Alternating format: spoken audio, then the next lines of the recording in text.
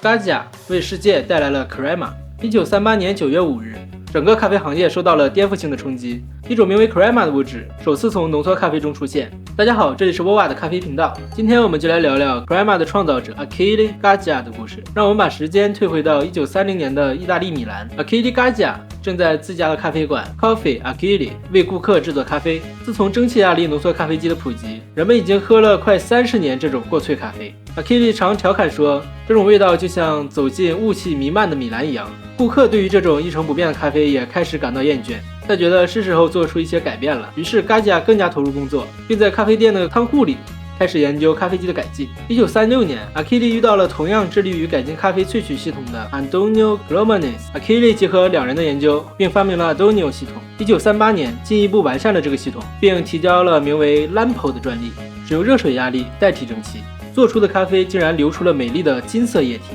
这便是 Crema， 也是整个浓缩咖啡革命的开始。1939年 Achille 在米兰博览会展出了 Lampo， 当时他的想法是将这一系统直接卖出去，但现实是并没有人买账。Achille 徘徊在博览会中，突然意识到想要卖出这一系统，就需要以此系统为基础制造出一台咖啡机才行。于是在1947年 Achille 发明了又一项专利，就是赫赫有名的拉杆技术，并成立了 Gaggia 公司。据说 Achille 是看到了美国军用吉普车使用液压系统的活塞发动机后获得了灵感，进而发明了拉杆咖啡机，利用弹簧来达到萃取所需要的压力。大家感兴趣可以观看我们之前关于拉杆咖啡机的硬核解密视频。4年 Gaggia 在米兰正式注册，并找到了也刚成立不久的飞马，合作生产了第一台浓缩咖啡机1948 Classic。 在当时，咖啡师使用拉杆机时被形容为萃取的艺术家，像真正的舞台表演者一样移动拉杆。Gaggia 的咖啡机很快投入市场，在米兰著名的咖啡店 Bifi 中首次使用，但人们起初对这层泡沫并不买账，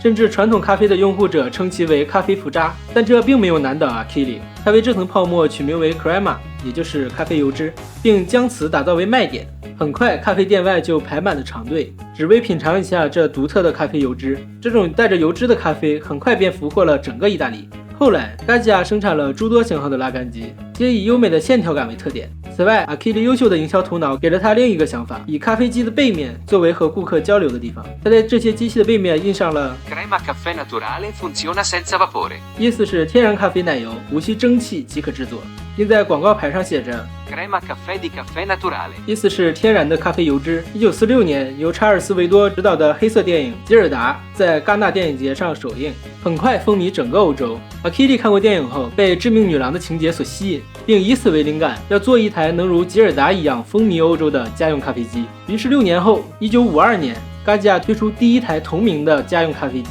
Gilda。 这款家用机在当时也因其标志性的兔子耳朵而闻名。1953年人们再一次被 Gaggia 的营销手段所折服。在当时有一位著名的意大利女演员 Gina Lollobrigida，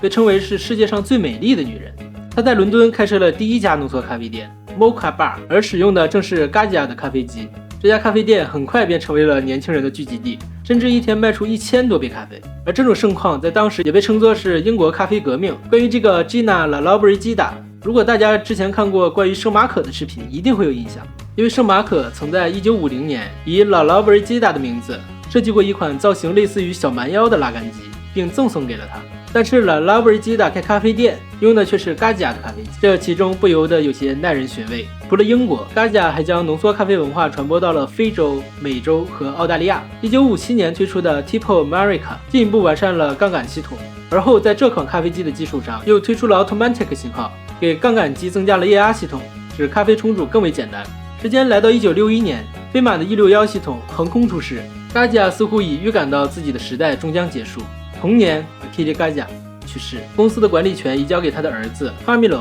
和合作伙伴 Armando Milorini， 公司就这样平稳地度过了10几年。1977年，生产重心逐渐偏向家用咖啡机的方向，首次推出的型号是 Duo， 但是后续的 Baby Gaggia 却更受欢迎一些。90年代 Gaggia 在 Baby 的基础上又相继推出了几款型号的家用咖啡机，全部在意大利国内销售。很明显 Gaggia 是想抢占国内的家用咖啡机市场，投入了大量精力，但是却事与愿违。1989年，公司遭遇了经济困难，被迫将公司出售给了一位美国商人 Gerhard Endlinger。 说起来 Gaggia 的命运和飞马的命运有些类似，同样开创了一个时代，同样也经历了几次转手。1999年， Gaggia 公司被同样生产咖啡机的竞争对手 Seiko International Group 收购，而在2009年 Gazia 连着 Seiko 一起被飞利浦收购了，再然后于2017年再次被 Avoca 集团收购。现如今 Gazia 主要产品集中在全自动咖啡机和家用机方面，最为著名的就是 Classic、Viva 和 Grand 系列，其中 Classic 系列是 Gazia 的代表，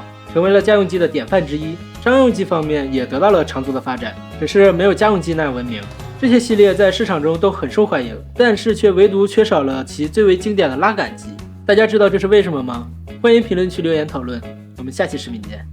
拜拜。